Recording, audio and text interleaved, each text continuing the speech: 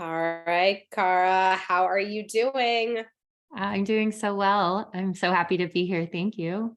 Yeah, absolutely. This is kind of like a big moment. Like I wanted to, and I know that we're doing kind of a podcast swap because my book is coming out in November, and I was putting together for my virtual assistant like a list of people's podcasts I wanted to reach out to, and I put next to your name like heavy hitter because like I've been listening to the Love Your Pod for a while now, and I just felt like if I could get on her show, like if she would say yes to me, I think it would be a moment for me. Like I actually have to screenshot and show you that it has this heavy hitter by your name. Oh, So I'm a little bit of a fangirl. that's really cool to hear. Thank you. And Yeah. you know this as a podcast host, like you don't know who's on the other end. So it's really cool to hear. Yeah, absolutely, absolutely. So I mean, I talked about you in the intro, so we can get just kind of dive on in. And I want to start with your story because you're like me in the fact that you came to this work and this space because you struggled with an eating disorder. So can you tell the audience just a little bit more about what your journey has been like? Yeah, I want to try to say it in a way that I maybe haven't said it because people who have listened to my story will be hearing something they've heard before. But like you, yes, came to this work because I struggled with it. I always find it interesting when I meet people who work in the recovery space who haven't had an eating disorder themselves. I have met some therapists and psychologists. So I always find that interesting. I don't think I could be effective at this if I hadn't lived it and gone through it and been able to like really empathize and relate to the clients that I work with. But my struggles with food started with my body. I had an almond mom, as we're now calling them on the internet. Um, she dieted. We had Slim Fast in the house. We had all of the like Atkins bars. That was like the first diet I went on with my mom.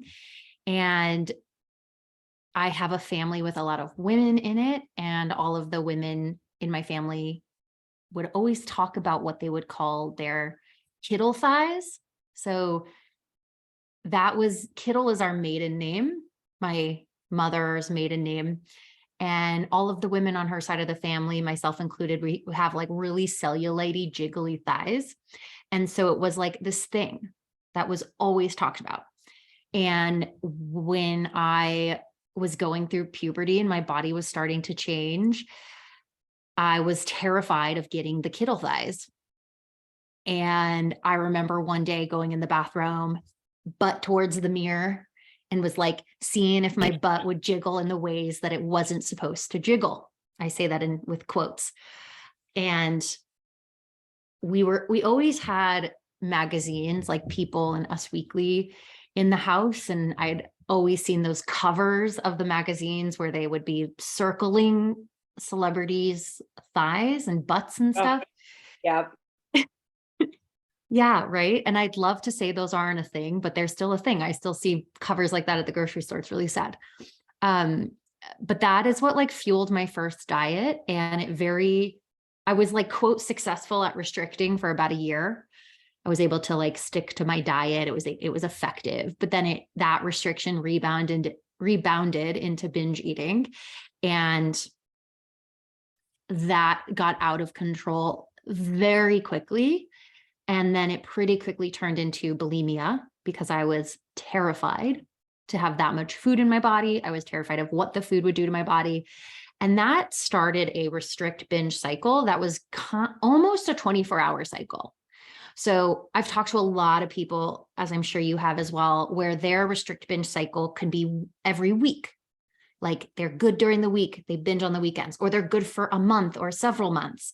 And then they're like out of control for X amount of months. Mine was daily. I would wake up, I'd like hardly have anything for breakfast and lunch. And then I would come home and like binge my face off and then purge. And that was my life for like 10 years. And with all of that, it was a lot of body image, a lot of body loathing, a lot of insecurities. Like I just felt very competitive with all of the women in school. I wasn't a part of the cheerleading popular group of girls. And I really felt like I wasn't enough in all of these other ways. So like I wasn't skinny enough. I wasn't pretty enough. I wasn't funny enough, charismatic enough, likable enough, smart enough. Just I wasn't enough. And I felt like as long as I can be thin, at least I'll have that. It was like the one thing that I felt like was within my control, although I'm sure we can get into weight set point theory, but that was what I believed. And I clung to this hope of getting this perfect body to free me, to eradicate me from all of the not enoughness and all of the feelings of inadequacies that I dealt with on a day-to-day. And eventually it got to a point where I just like literally was like, can I swear? Oh yeah. Okay. Okay. Where I just was like, I can't, you never know. You're about to say my favorite word. I hear it. Yeah. Same. I mean, you listen to my podcast, so you probably know how much I like to swear. I just fucking couldn't do it anymore. Like I was just so tired of it. And it got really bad. Like I was planning out binges. I was throwing up in bags in my room because I didn't want my roommates to hear me, and taking the bags like to the trash. Like it was bad, like bad. And I had this out of body experience is how I describe it, where I had this vision of like years into the future, where if I didn't get better, I would have like kids in the hallway and I'd be in the bathroom throwing up and they'd be like, mommy. Like I had this vision, although I don't have kids. And that vision was like, all right, like you got to get better or you're going to die. Like you can't live like this. And from that point on, it took me 3 years to get to a place where I was behavior free. But I was just like recovery over thinness, and dove face first into personal development work and coaching. I didn't go to any traditional forms of inpatient treatment or outpatient or working with an eating disorder therapist. I focused through personal development. It's just what called to me at the time, my personality and where I was in my life. But yeah, I found recovery, and then I don't know, years went by, and then I started this business. There was a big space in between recovery and then starting and then being a coach. But I'll pause there. You know what's funny about all of it too is because like I actually haven't heard your entire story like that. A lot of the episodes that I've listened to were kind of around the time that you were becoming a breathwork facilitator. So I don't know if like you weren't talking about your origin story as much at that point. Yeah. So, but it's so interesting to me. And I wonder if listeners are going to hear this too. It's like, we have completely different stories. Like we both came to this work because we had eating disorders, and yours manifested in different ways. Like you were binging and purging. I had binge eating disorder, but I was never purging. But there are some very like similar threads in our story. And I want people to know that because like the behaviors were different. Our ages, I think, were different when we started having issues, but like this idea of feeling like you have to be good enough at something, right? And that was kind of like my thing where like I was in college, or I was just leaving college. I was graduating. I didn't know where I was going to get a job, if I was going to get a job. There was no way to like give me a grade anymore.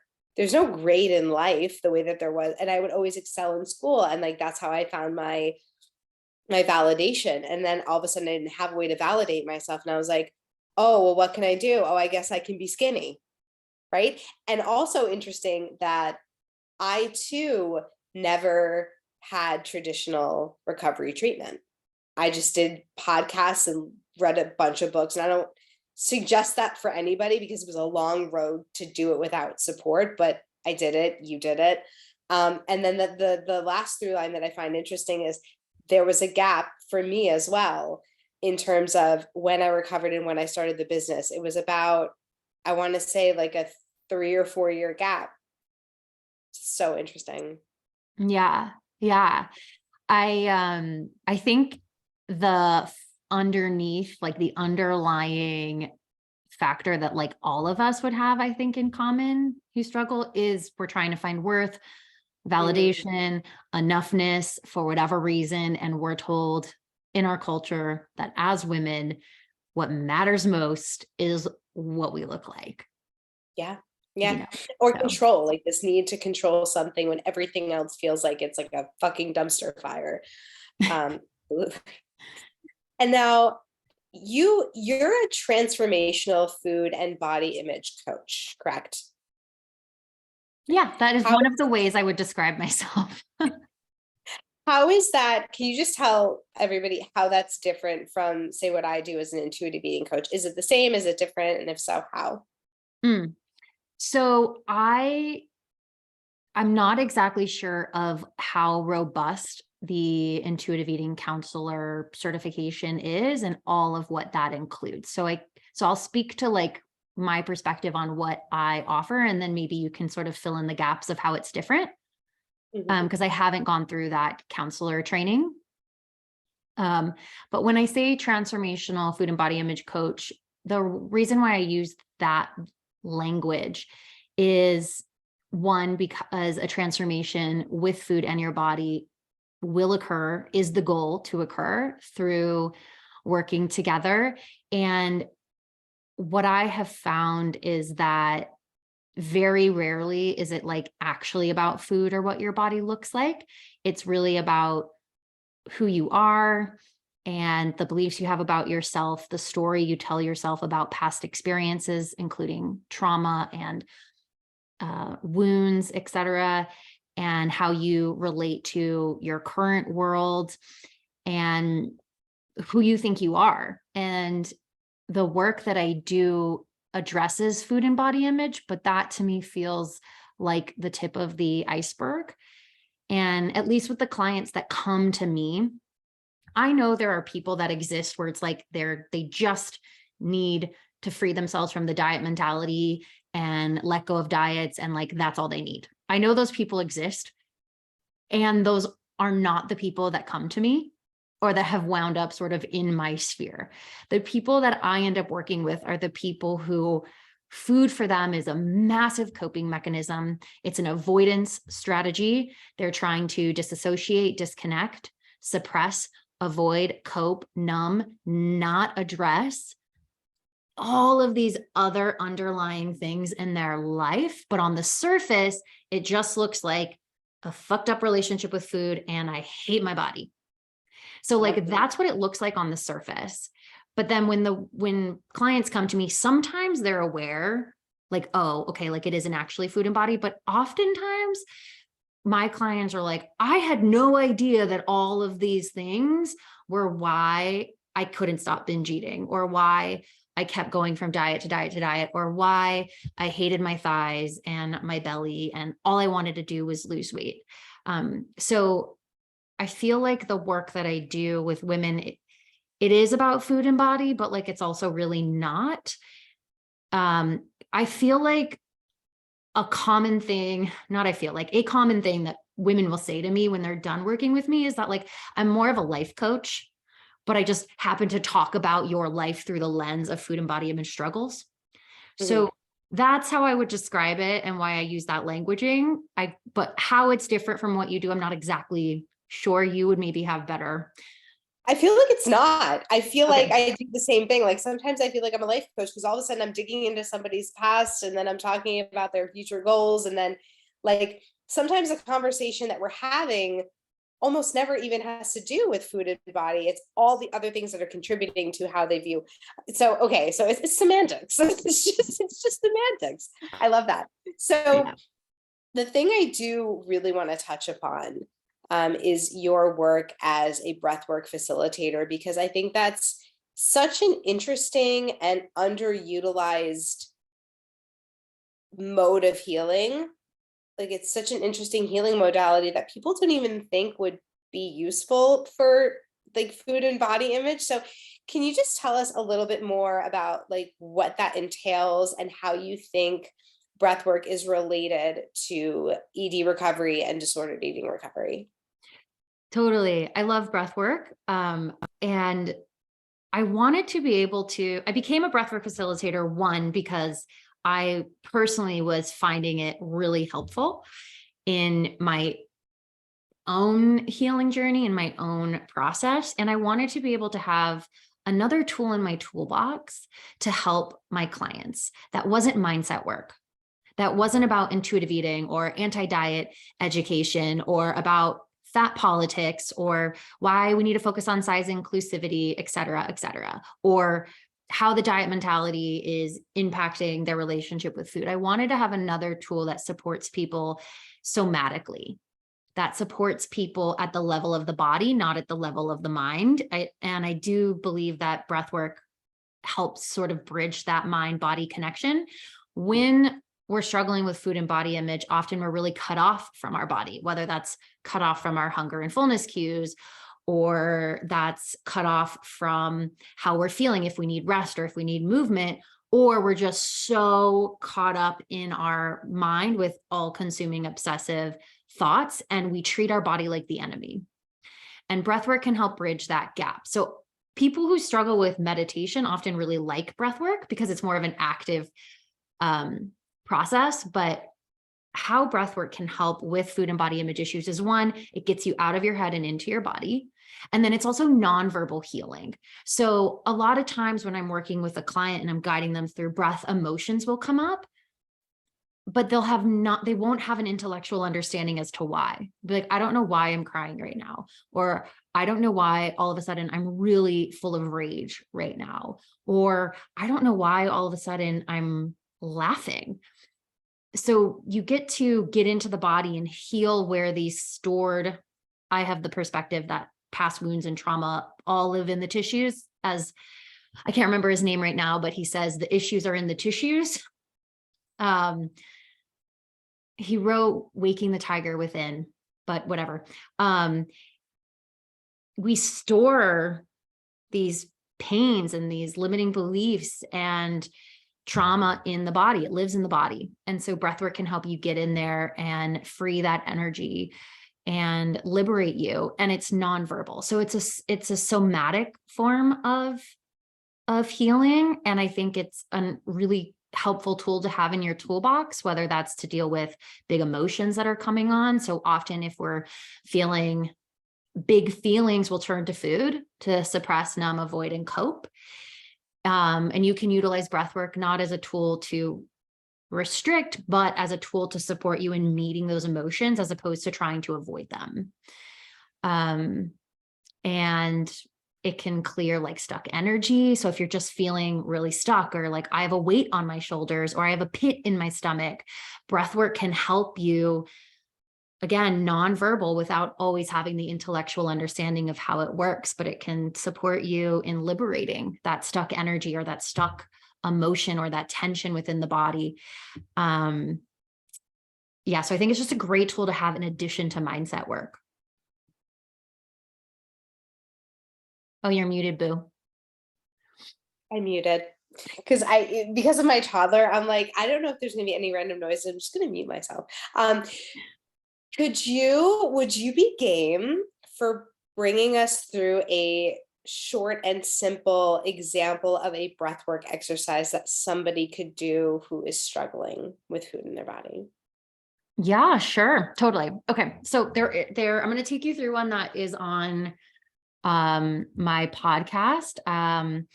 And I can't remember what I labeled this as. What did I label it as? I think breathwork for connecting to your body is what I labeled it as. But okay, so what we're going to do is we're going to breathe in through the nose and we're going to breathe out the mouth. So it's in through the nose, out the mouth. When you blow out the mouth, it's as if you're fogging up a mirror. So you're not going like, but it's like if you were trying to clean your glasses or something. Okay. So in through the nose and out the mouth. And the goal is to make it circular like a wave. So no pause between the inhalation and the exhalation. And we're going to do that. We'll do that for the sake of time. We'll do that for 30 seconds. And then what I'm going to have you do is you're going to release the air on the exhale, and then you're going to hold the air at the bottom and hold the breath at the bottom after you've exhaled. And what you'll notice is like you will feel your energy shift, like you'll feel more grounded and rooted. And then after you can no longer hold your breath at the bottom, you hold it as long as you can. You're then going to inhale and hold the breath at the top. And then you'll notice how that shifts your energy up, how that it just feels very different to hold an inhalation versus an exhalation. And then you'll hold that as long as you can. And then we'll exhale. And this gives you, while you're holding the inhales and the exhales, it gives you an opportunity to really tune in and like sense your body. So hence breathwork for connecting to your body. Okay, so you want to go through it together? Yes. Okay, so I'm going to cue you / also breathe, but I'll mostly cue you, okay? So for anyone listening, if you're driving, pull over so you can do this. And then, okay, so close your eyes. Okay, and I want you to just relax. Before we get into the breath, the intentional breathing, just take a moment to check in. So doing a quick little body scan, just noticing how it feels behind your eyes. Maybe if the tongue is at the roof of your mouth, maybe notice if your shoulders feel tight, maybe rolling the shoulders back or rolling the neck around. Just dropping the awareness into your heart space, your belly. How does your belly feel? Is there tension there? Are you sucking in your belly? Can you relax the belly? What's going on with your hands? Are they relaxed or are you clenching them? Can you relax them? Just noticing what's happening in your hips. And then continuing to drop your awareness down the thighs, past the knees, the calves, and feel your feet on the floor if you can. So just noticing the body here, observing without judgment what's going on. And in a few moments, we'll begin the breath. Again, it's in through the nose and out the mouth like you're fogging up a mirror. And we're going to begin with a big inhale through the nose and exhale out the mouth. Inhale, exhale.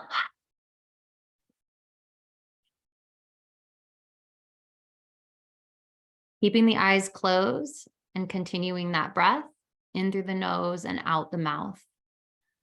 No pause between the inhalation and the exhalation. You want to make it circular like a wave. So big inhale into the belly, exhale out from the back of the throat. We'll be here for 15 more seconds.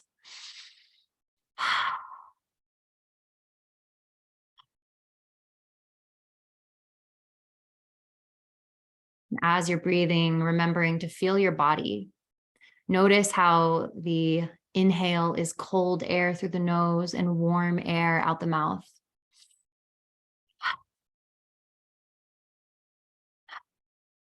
And on your next exhale, release the air at the bottom and hold the breath.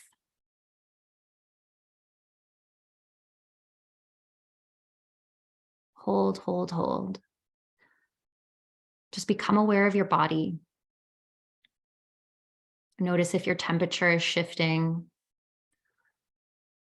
See if you can sense your heart rate. We'll be here for just a few more seconds if you can.